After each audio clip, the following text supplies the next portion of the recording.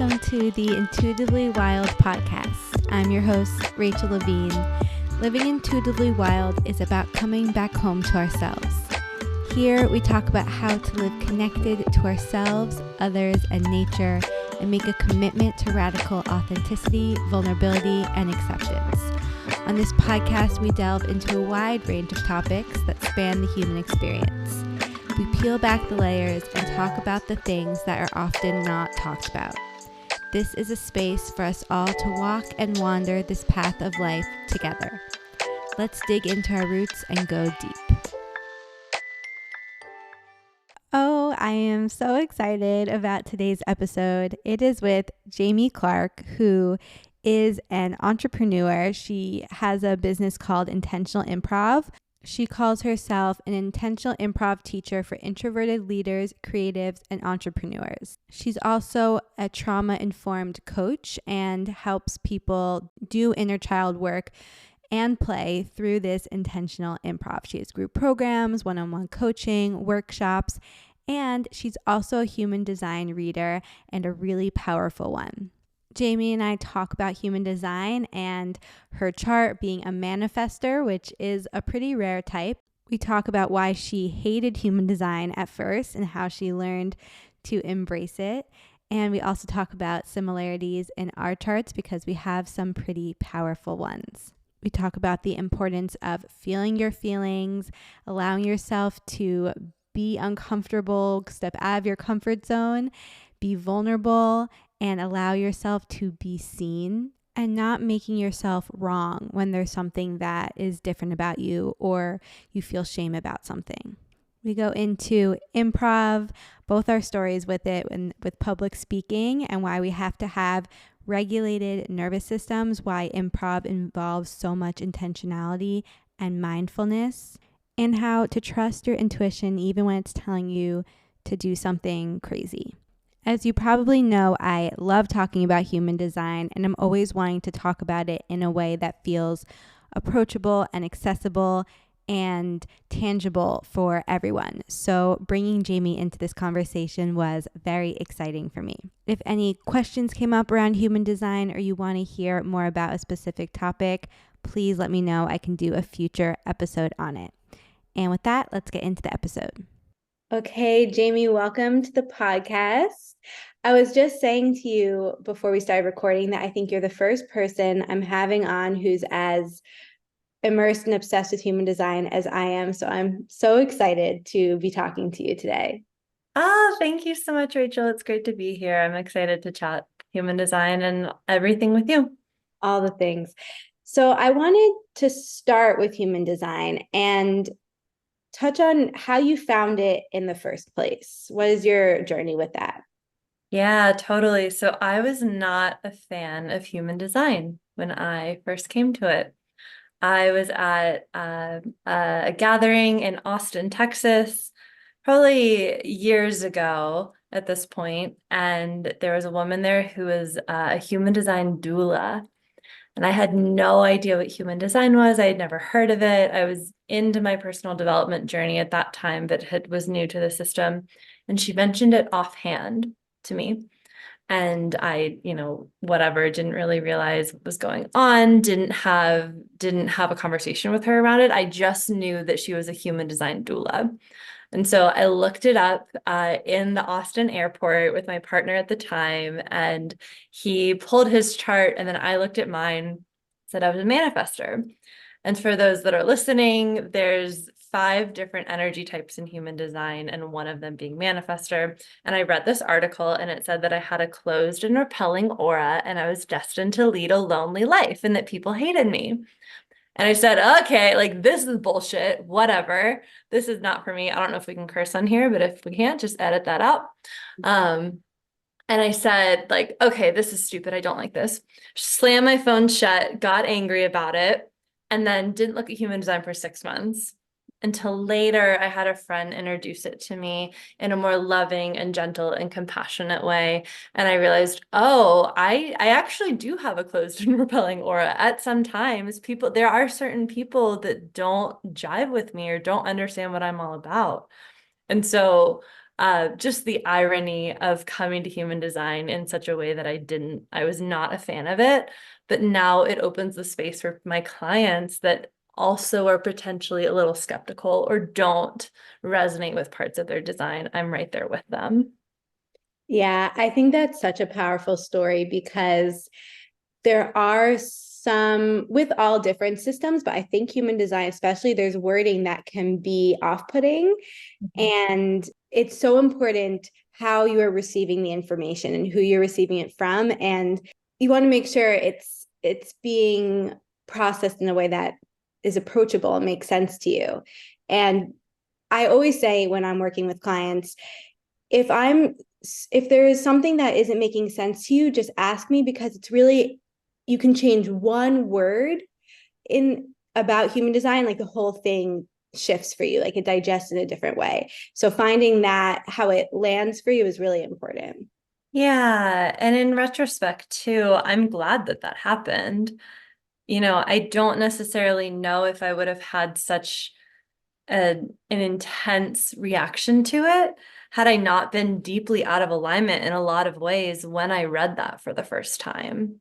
Mm. So to me, the language, it's this balance, right, of shifting words and saying things that people resonate with, and what are the words that are going to shock you into change. Lonely life, closed and repelling aura, those things they don't feel good to the nervous system, but ultimately those words really brought me to the system too. So, Yeah, because it's about being able to see all parts of yourself hmm.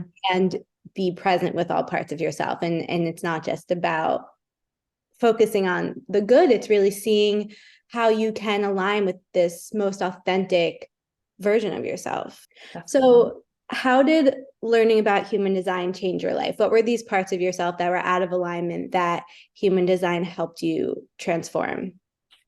Yeah, so I was working for, a corporate role, a corporate job that I really liked. I enjoyed it. I was good at it. I was making an impact for people. But I was ready to move on. And I had been ready for a couple years at that point. And there's a big part of my design where I sometimes hold on to things for too long, or I try to make things work that don't. And so for me, that was very confronting and also very relieving to see in my design of, oh, I get to now look at the things that aren't working in my life and let go of them. It's really tempting to stay in a corporate role that has a cushy salary and that I know I'm good at. But at the end of the day, that's not what I want to be doing with my time. I want to be serving people in a different way and performing and sharing and speaking and making art. And so for me, coming to human design and really seeing myself in my chart gave me the permission to start to go after what it is that I was looking for. And what was the part of your chart that you felt the most connected to, that you immediately were like, oh, this makes sense, I love this? Yeah. So it's a channel that we actually share. So in human design, there's something called channels that are the gifts and strengths that you naturally bring to the table. And something that we share is called the channel of openness, and it's all around emotional expression. And it has a pretty intense, what's called emotional wave. So you can experience really high highs where you're the life of the party and so graceful and having conversations and really making the energy flow in a really beautiful way. And then the opposite of that is you can have these really low lows. And anger can come through, and sadness and melancholy. And I had experienced that my entire life. And I didn't necessarily give myself permission to feel all of those feelings on all ends of the spectrum. So for me, really learning that that was part of my design. I mean, so many things are impactful about it, but that was the one I read about that and I said, okay, I can see where this really fits in. I relate to that so much. Well, first of all, that's your only channel, so it must be so profound for you. But I had a similar experience where I lived a lot of my life shutting down all my emotions. And feeling like I couldn't be too joyful, but I also had to always be happy and okay. And I couldn't feel the sadness or let myself experience this wide range of emotions, and also completely shut off my voice. And so to look at my chart and see that this is such a core piece of who I am was pretty mind blowing to me. And also, like it brought up a lot of emotion for me because it affirmed a piece of myself that I was trying so hard to shut down. And I realized I couldn't anymore, which was a big factor in starting this podcast and my own business and everything that I'm doing now. I love that. Yeah. And I want to acknowledge too that so many people are not taught to actually feel the feelings that we're feeling, right? And it's sometimes there can be a lot of blame on other people in society, right? The people that raised us, the societal norms, where we grew up, and that supports people to a certain extent in their journey. And then at some point, it's okay, they only were doing the best that they could with the tools that they had. If you look at our parents' generation and then our parents' generation, they were working through their own traumas and their own societal norms and battles. And so it makes sense to me that this time in life, we're really learning how to express our emotions. We just didn't have the language before. We didn't have the tools and processes to do it. That is so true. And, it took me a long time to understand why that had been such a big part of my past. And of course, working through unpacking trauma and family stuff and all this stuff. But it did come a time where I was like, okay, that's great. I understand the past, but now it's me holding myself back, and I can choose to use my voice now. And that was jarring for my family because they come from that place of we keep things more private and we don't share certain things. And so it felt really healing, not only for myself, but for my family in general, to have this conversation that I'm going to start talking more and doing and sharing more and using my voice more and showing up more. And I understand that this is uncomfortable for you, but I would love your support in this. And I'm really grateful that they were able to show up in that way and support me. But it is our responsibility to take that next step. Yeah, absolutely. And good for you, right? And you get to notice the uncomfortability that comes up in your body and your nervous system when you have that conversation with family members and when you do a podcast and when you start to use your voice in a different way. Other than reading this repelling aura and having that first response to seeing your chart, was there another piece that just took you a longer time to understand about yourself or to see show up in your life? I'm still learning about my chart. Oh yeah. I'm 3 years in. You can identify with that. There's so many different layers, and I imagine I'll be an 80-year-old woman, maybe still into human design, but maybe not. And something that I remember feeling a sense of relief when I first learned that I was a manifester too. So part of the human design system is learning how your energy works. And for me, I am not great at consistency, and I don't have this consistent level of motivation to get things done all day long, every single day. And so it was so helpful to come to the chart and realize, oh, my energy is really meant to work more in creative bursts. It's meant to work quickly and effectively and fast and have this big burst of action. And then I'm meant to rest. I can think about renovating. I bought this bank-owned foreclosed townhouse years ago, and it was such a dump, Rachel. Oh my gosh, awful, horrible inside. But I was like, I'm going to rebuild, I'm going to remodel this. I want to do this. I love house design. I love everything about this. And for like 3 months, all of my energy and focus went into remodeling this house. And then I was done afterwards. I don't want to remodel another house ever again. But so the analogy is working really, really hard for something for a very short amount of time and then spend more time resting and recouping. And my energy had always worked that way. I can think about times as a teenager that that was how my energy worked. And I didn't have language for it until I came to human design. Yeah, it gives us the languaging, absolutely. And I can relate to parts of that being a manifesting generator. There is some of that flavor in there. And it's relief is such a good word. It's such a relief to just give ourselves permission to embrace these parts of ourselves that were always there, that are innate within us, that we've just been taught or shown are not okay. Yeah. Yeah. I'm so curious, do you identify with the way that manifesting generators work, that more consistent level of energy? In a way, yes. I I do, but it's consistent if I allow myself to pivot. Like I'm not always consistently doing one thing over and over and over. But my energy is consistent if I'm like, okay, right now my energy wants to work on this, and now it wants to work on this, and now it wants to work on this, and letting myself, I always have like 3, 5 projects going, and letting myself kind of flow between those is what keeps that energy going. And then also making sure that my energy is also staying consistent through other things I love to do that are outside of work. So it's consistent if I put it into different pockets of my life. Totally. Yeah. And a big piece of that too is not making yourself wrong for that. I had so much shame around that of not my schedule and the way that I wanted to work didn't look like other people. And human design really gives you the tools and the language and the ability to say, oh no, this is just how I am and I get to celebrate this.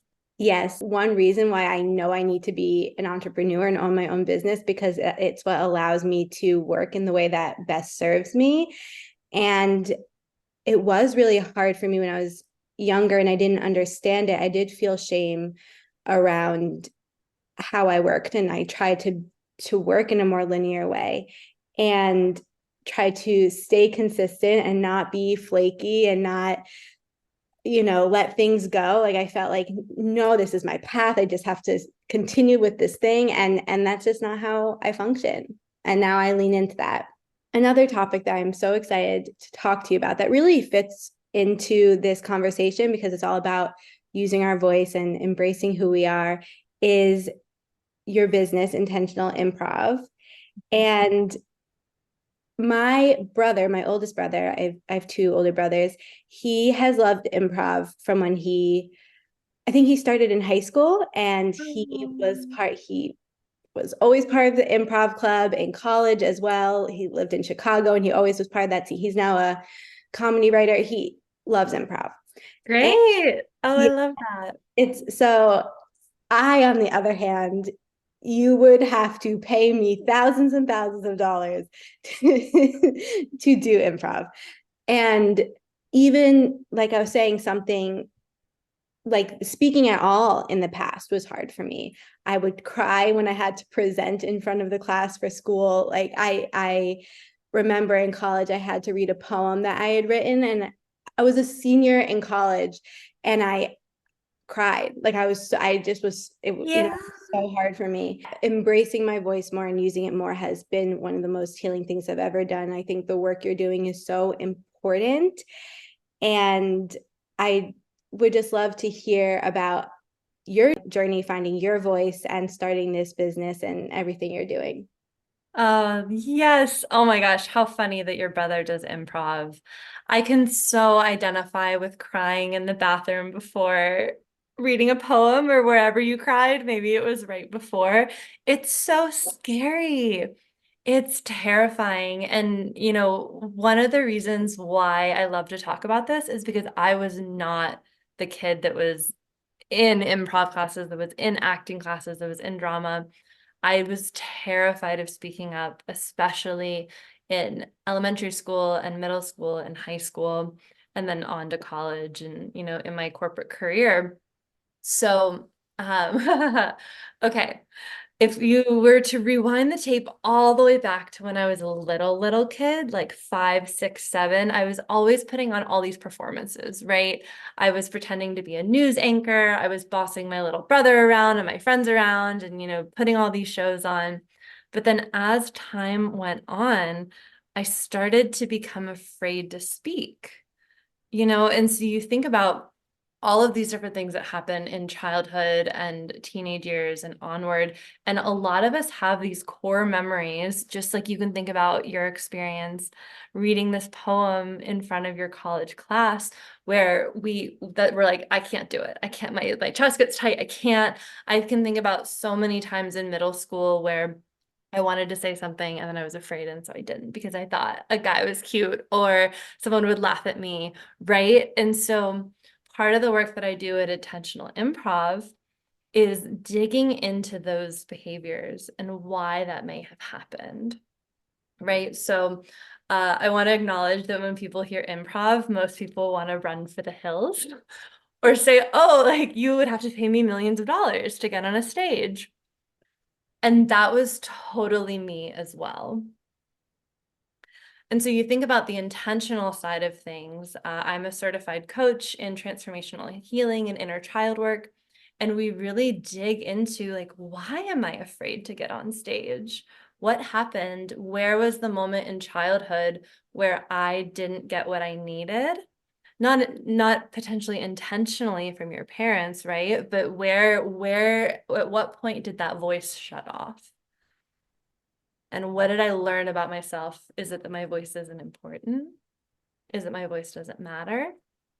Is it what is the piece of it that I believe about myself that's now stopping me in adulthood? So I'll pause there. I'm curious if there's anything coming up for you around that. Absolutely. I mean, even hearing you talk about when I was younger, I loved being on stage. I acted, I danced, I sang, I put on shows for my parents. I loved it. And just as I got older, that shifted for, Mhm. for so many different reasons.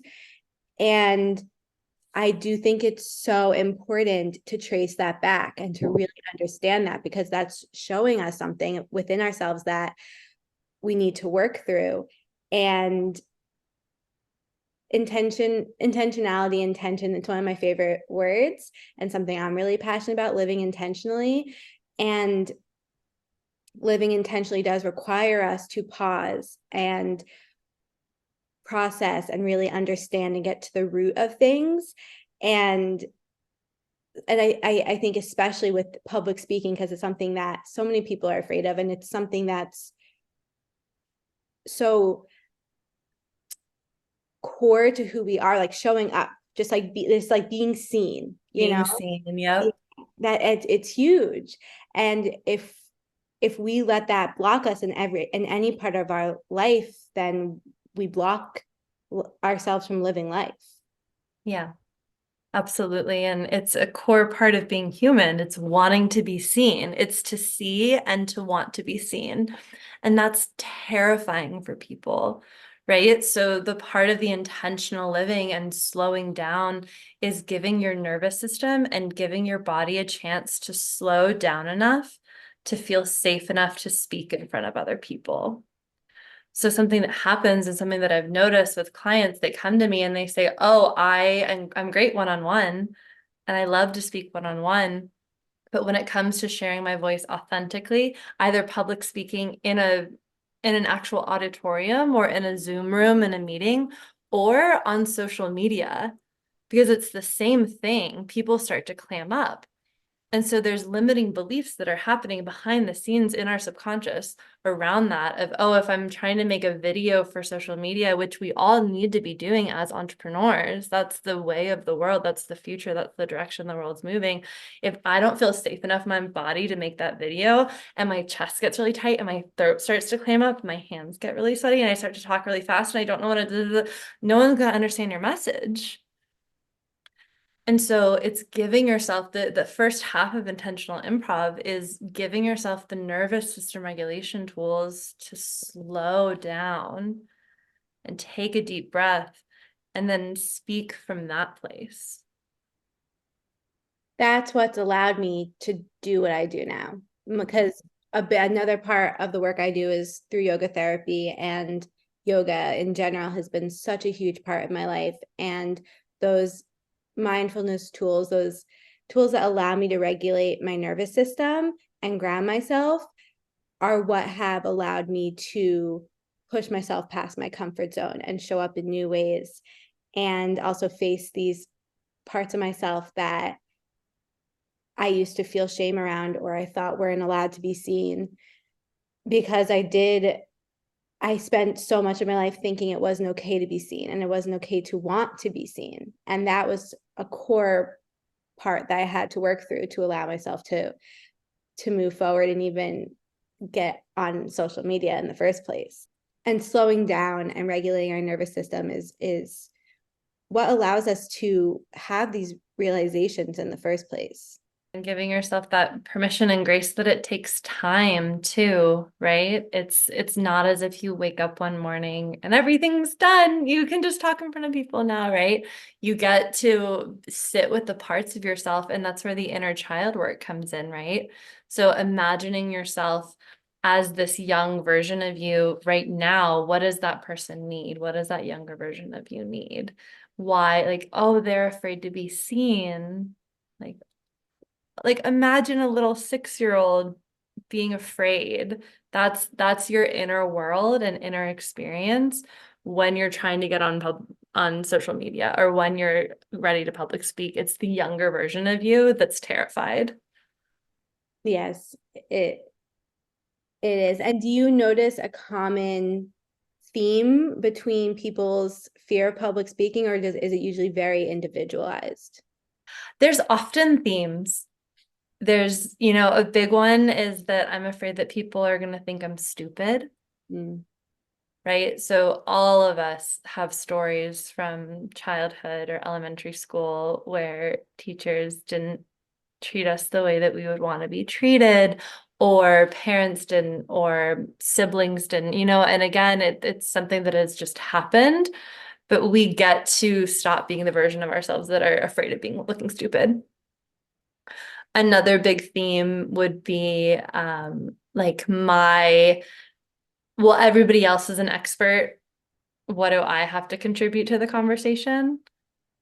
And so that's another thing, right? How can I contribute and like want to be seen? So what does your work usually look like? Do you usually work with people one-on-one, or is it more group situations? Is it actually getting people up and doing improv on a stage? What is that process? Yeah, so that it really depends. I have group programs. I'm starting one in the spring of this year. And then I also work with clients one-on-one. And I work separately with people at retreats in person. So there's a couple of different ways to work with me, and it really depends. So a lot of what we've talked about already is the intentional side of things. So really giving the person permission to feel what it is that they're actually feeling about public speaking and what they're afraid of, and on a somatic level, being able to feel it and move through it. The second half of that is improv. Mm. So before I came to inner child work, before I was into mindfulness and personal development, all these things, I came to an improv class, and I was the shyest kid, right? I was not, I didn't, I wouldn't have been caught dead on an improv stage. I remember in high school, I was in the background of a performance that my friend did, and I didn't have any lines. I had this solo cup that I was supposed to be drinking from. I was a party person with my friend. No lines, nothing. I was not responsible for anything. And I was on that stage and my hand was shaking, Mm. like terrified. And so I think about that version of myself and the fact that now I get on improv stages and perform all the time. It's mind-boggling to see the difference. But so improv and theater was not on my radar in my early 20s. I moved out to the West Coast with a job, and I was looking for more community. And at that point, I was really into the show Parks and Recreation. My brother loves that show. Yeah. And then there's another one called Broad City. Mhm. And I was like, oh, these are so funny. These are so great. And I started looking into them, and I realized that all of them are improvisers. And on top of that, I was also looking for more community with people. So I worked up the courage to take an improv class. I had to have a couple drinks before I even signed up. And then before every level one class, I had a beer. And I don't even like beer. Like my nervous system was not regulated. I was so nervous, but I knew that it was something that I wanted. Mm. And so now I have much better tools to regulate my nervous system. But at the time, that's where I was at. And so I remember going to class and coming out of it thinking, I just embarrassed myself so much. I was not funny. Everybody else is funnier than me. This is not good. But I had that itch to keep going back. And so, long story short, one class turned into two, and then I ran a team and I coached a team, and we ended up building an improv theater and all this stuff. But in my work today, the people that come to me aren't interested in getting up on an improv stage. So they're interested in moving through their fear of public speaking. But a way to do that is to start to learn improv games and have fun making things up on the spot and getting things wrong, right? So much of improv is not having a script. And that translates so much to public speaking because you feel like the story that we tell ourselves is I have to say this certain script, and if I mess it up, then people aren't going to hear me.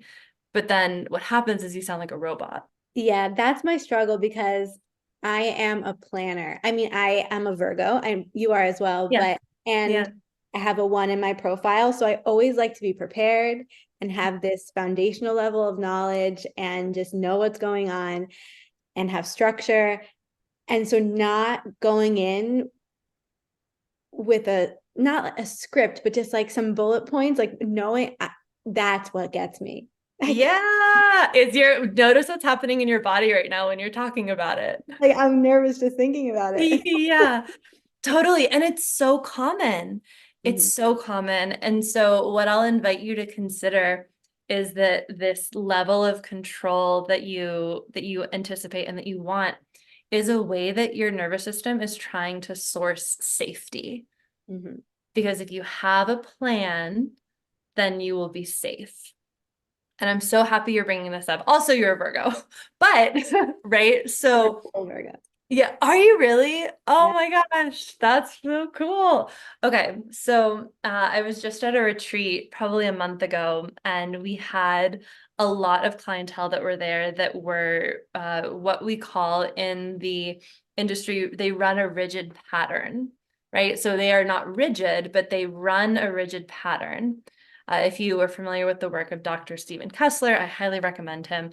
But his theory is, okay, so I uh, need everything in order to feel safe. I want to follow the rules. I want to follow the rules of the game, and that's how I win.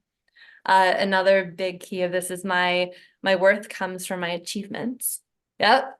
And so it's noticing that. And so at this retreat, we had a lot of clientele that were in a rigid pattern. And so at every retreat that I go to and I help facilitate, we run improv classes. We do an improv workshop.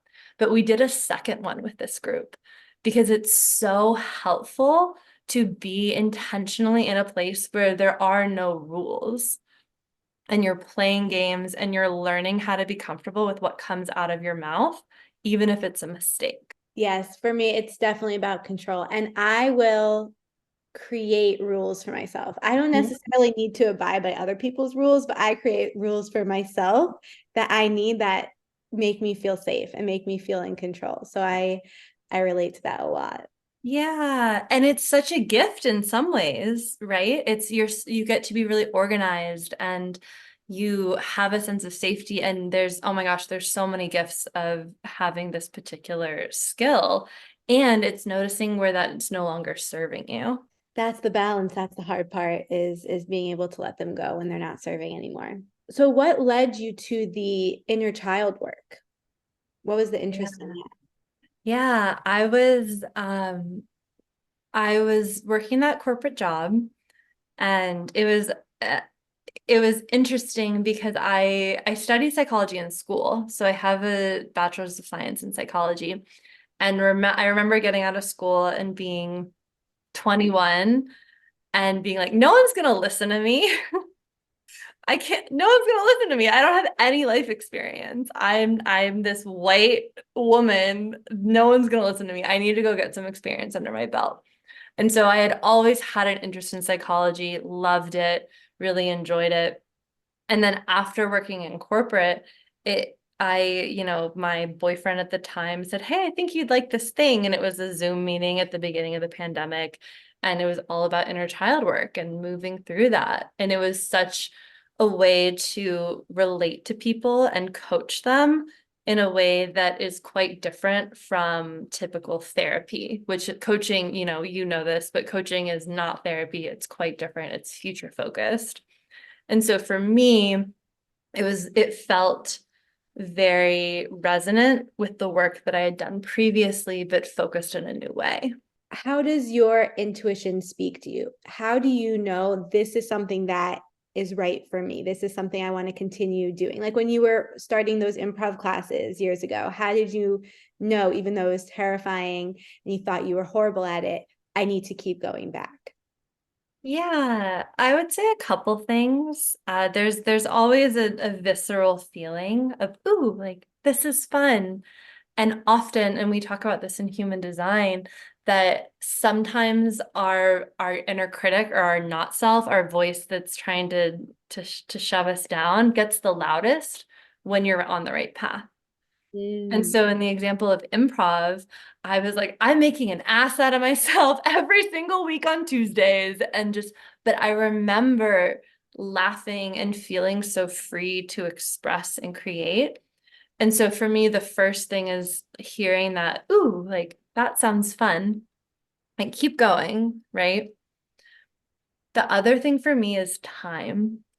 So I'm someone that it takes a minute. I want to feel the waters out. I want to notice how I feel about a choice in many different moods depending on what I'm doing, right? And so for me, I notice when I follow my intuition and when my intuition is the loudest is when it's that consistent voice over time. So I can be in, such a shitty mood on the couch, really melancholic and really honoring my feelings and wanting to quit or wanting to stop something. But if that voice is still there, that's, oh, keep going. It's okay. I've got you. Then that's really when I know that my intuition is the one speaking, not the inner critic. For those who don't know, we have the same authority in human design, which is how your intuition talks to you, which is emotional authority. So everything you just said, 100%.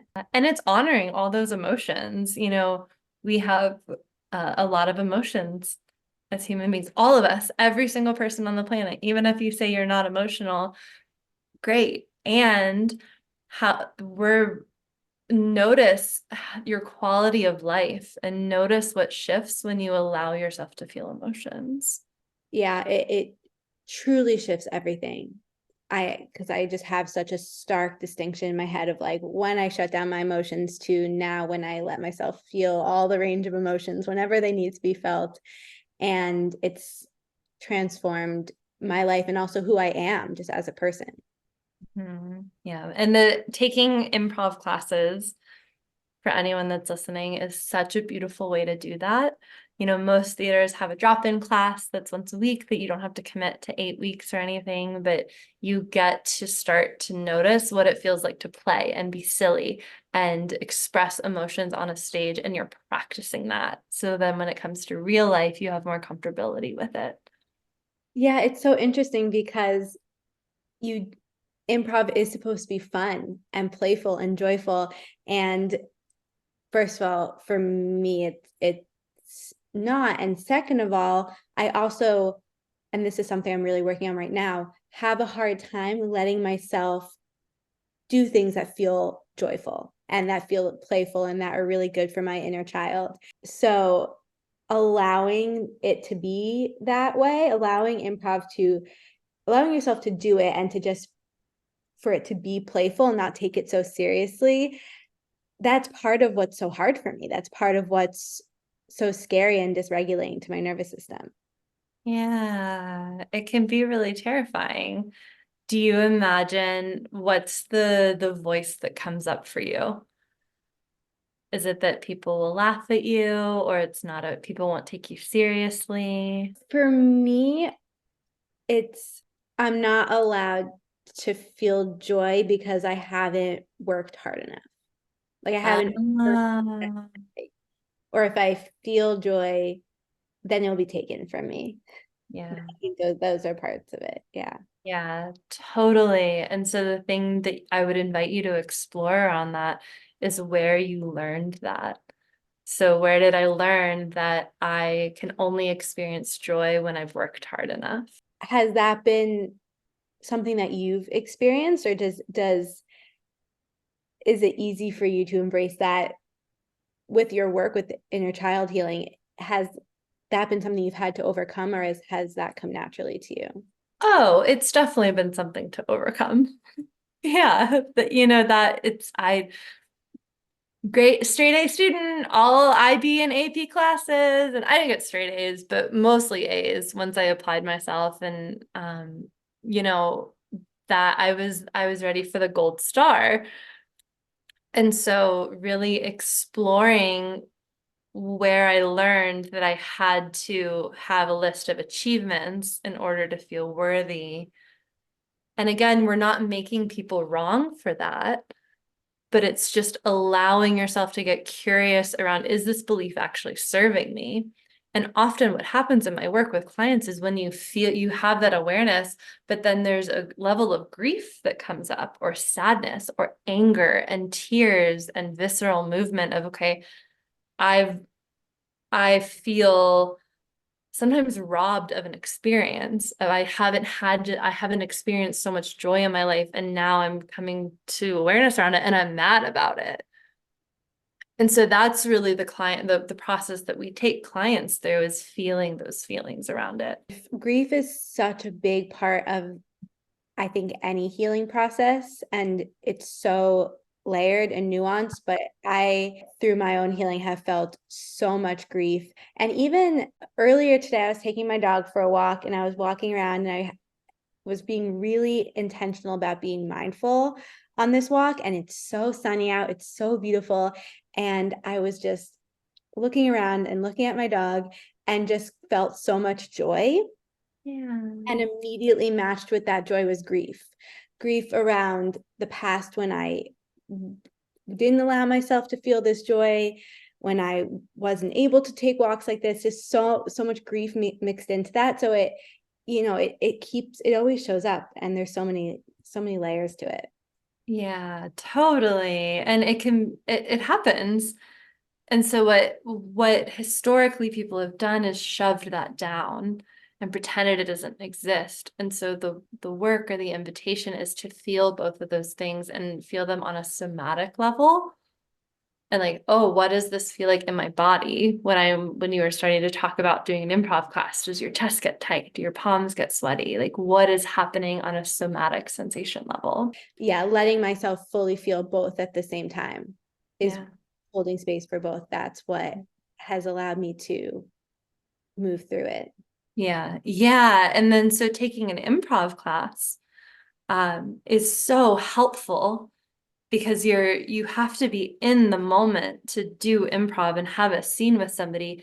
And it's intentionally meant to bring up all of your inner critic thoughts, right? Of, oh my gosh, what am I going to say next? What am I going to say? How am I going to be funny? Brr, all these things. But then you're not really listening to the person that's in front of you. And so it's a practice round for my only job in this scene is to listen to what the other person is saying Mm. and Yeah. respond to that. Yes. Do you ever find it challenging because you have parts of your human design chart and just parts of who you are that need time to process things? Do you ever find that that makes it more challenging to respond in the moment? Oh, sure. Yeah, it's such a practice too. It's rehearsal. It's building the skill set. And I mess it up all the time. All the time, all the time, all the time, all the time. But what I don't do is I don't make myself wrong for it. Right. And so when you're in an improv class and you're in an improv scene, and I recommend improv to entrepreneurs all the time, because what you're doing is you're practicing and building the muscle of making mistakes over and over and over again. And so when you're responding to somebody in a scene, it's like, how much longer can I stay in this scene with this person? And how, when I mess up, how quickly can I not make myself wrong for it and keep going? Yes, that would be challenging for me. And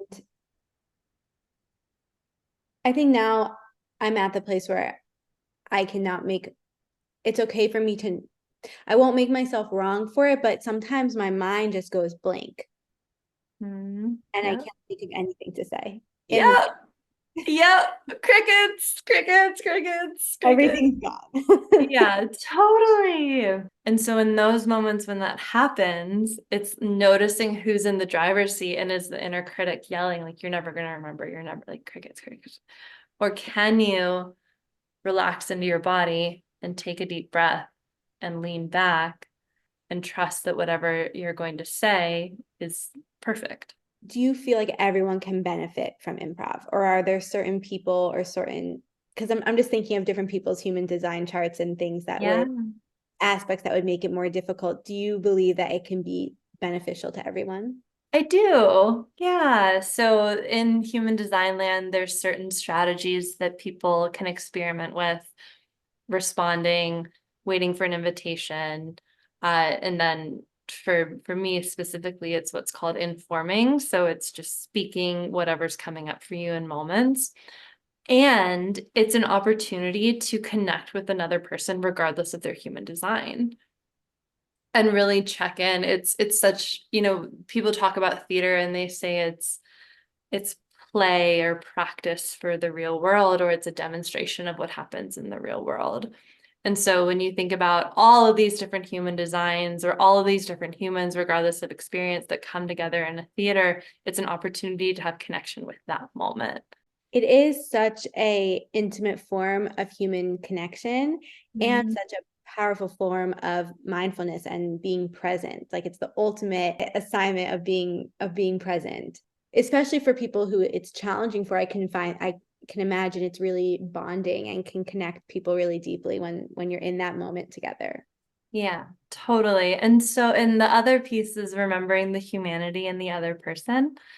It's so likely that that person that is in an improv class with you is just as scared as you are, if not more. And so it's allowing yourself to be vulnerable and be seen in front of other people and knowing that, hey, I might totally botch this or totally mess this up. And how much safety can I source within myself and trust within myself to to do this? So much comes in life comes back to allowing ourselves to be vulnerable and be seen and having the tools to regulate ourselves and find our own sense of safety that doesn't hold us back from fully showing up for life. What is something that, and we might have touched on this here and there, but what is something that you have previously felt shame about that you've learned to love or embrace or accept about yourself? Yeah, how shy I can be. I You can't tell from this interview probably. But what stories that I've shared is um sometimes I just clam up and sometimes I don't want to be around people and sometimes I don't want to put myself out there and I want to be my little hermit recluse in my cave and my shell. And I used to make myself so wrong for that and so embarrassed by that, where I need a lot of alone time and a lot of downtime and a lot of quiet away from other people. And so I really used to make myself embarrassed or ashamed or wrong for that, when ultimately it's part of my design, which is quite funny and very permission giving. But even if we never talked about human design again, if I walked through life having a part of me that was embarrassed or ashamed, like that sucks. That part of me is always going to be there. And it's for me, it's more about how much can I love and embrace and bring compassion to that part of myself. Yeah, and again, human design is just a tool that can help us do that, but ultimately it's our we have to give ourselves permission to eradicate the shame and come back to just embracing and accepting who we are. Yeah. And also not needing to always understand it and rationalize it and needing it to be something that we can prove, just accepting in this moment, this is who I am and this is what I need, and I'm gonna make space for that. What is something you wish people talked about more, or that you wish you were able to talk about more? I wish I could talk about intentional improv more, Mm. but I am actively doing that. I would say that I wish people talked more about their,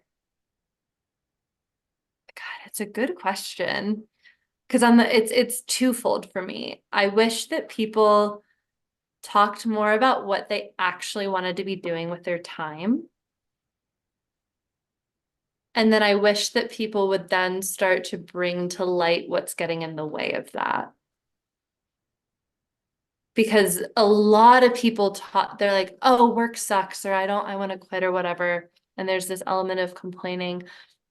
But what would you replace that with? And how do you, like, what is it that you truly want to be doing, even if it sounds very, very silly or made up, or even if it's traveling or writing books or reading all day or improvising. So talking more about what you would replace work with, because there's a way to be in service of the world without a traditional job, or if it's not lighting you up. But and then the second piece of that is, okay, that's awesome. You have this big dream. What's in the way of you getting there? I'm so passionate about this as well. Yeah. And it's actually something I talk about a lot with clients, with friends, and even when I'm going on a date, I always am curious about if they like their job and how they talk about their work. And if they're not happy with it, but they're not doing anything about it, that says a lot to me, because I do think it's so important to be honest with ourselves and to also take responsibility, like we were talking about before, but just decide that we're worth showing up for life differently and pushing ourselves outside of our comfort zone and choosing to be happy in our lives by doing something different. Mhm. Yeah. And choosing to embrace all of it too. Mm-hmm. Embrace the roller coaster. Yes, that's embrace the roller coaster. Yes.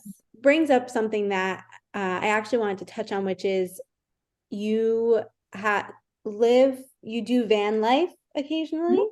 sometimes. Yeah. I would love to talk to you a bit about that. If you just want to share a little bit about how you made that decision and what's your favorite part about living in your van. Yeah, totally. So not in it right now, clearly. What if this was the van? That'd be I pretty was cool. like, surprise, it's Feel huge. luxurious van. Yeah. So at the beginning of the pandemic, so March 2020-ish, and then that whole year, I looked around and was like, I cannot be in my house. Can't do it. But there's no better way to stay 6 feet away from people than to be in a camper van in the middle of nature and not talking to anybody. And so I spent some time with my partner at the time in his van. And then I ended up getting my own van and traveled and was on the road full time for about 2 years. And it was so fun. It was so healing. It was such a beautiful way to witness the world and see a different way of life.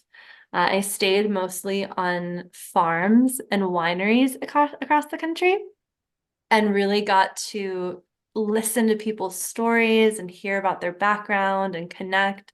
And it was like, it truly was an improvised trip. I did some planning, of course, but part of being on the road and part of living in a van is just allowing yourself to go with whatever is next and trusting that that's part of the adventure. So it was so fun. Highly recommend. That's amazing. I love traveling. It's been a big part of my life. Yeah. I definitely have noticed, and it's in my human design, that I do well when I'm shifting environments, when I have that variety and change. So it's been, it's something, road trips at least, like doing more road trips with my dog has been something that I've been entertaining the idea of. I love that. Yeah. It's so fun, and it's such a great way to practice the skills that you learn through nervous system regulation and, improv and yoga and being more present and mindful in how you want to spend your time and Yeah. how much more can you say yes to whatever opportunity is in front of you. Yeah, yeah, exactly. And my word for the year is alive and just living life fully alive. So I feel like that's very aligned with that. I love that. More road trips. Yes, we're road trips. This is kind of a selfish question, I guess, because we do have the same incarnation cross. I would just love to hear any insight and embodiment that you have embraced from our incarnation cross. And for those who don't know, the incarnation cross is kind of your main purpose or theme in this life. And Jamie and I have the same one. So I would just love to hear how that's iterated in your life. Yeah, which is so rare, by the way. There's 192 or something different incarnation crosses, so it's very cool that we have the same one. Mhm. So this uh, indicates to me a lot of emotional expression, there's a lot of figuring it out with this. And so what happens sometimes for me is I spend so much time trying to figure it out rather than just be in the experience that I'm experiencing. And so it was really interesting to learn about this cross because it's so much about sharing with other people our authentic truths. And so what happens is that opens the space for them to share their authentic truths. And for me, it is not fun to sit and wait around to figure it out. Like that shit is not fun to be like, what is it? You know what I mean? Like It's not fun. It's not the way that I want to live my life.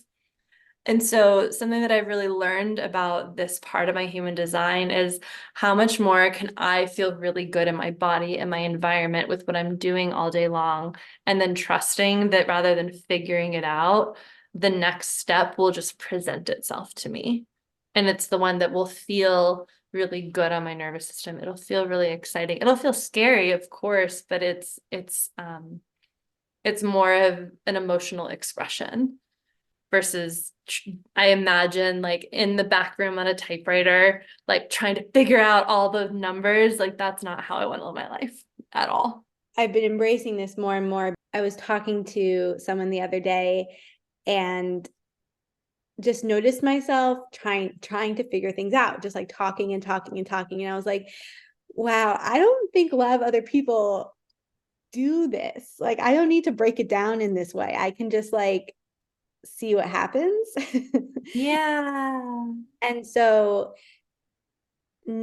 giving myself permission to not have it all figured out before I speak, before I move forward, before I X, Y, and Z has been really helpful. Also, just knowing that it's so connected to using my voice and expressing my emotions and allowing other people to express their emotions as well. There was some meme that I saw recently.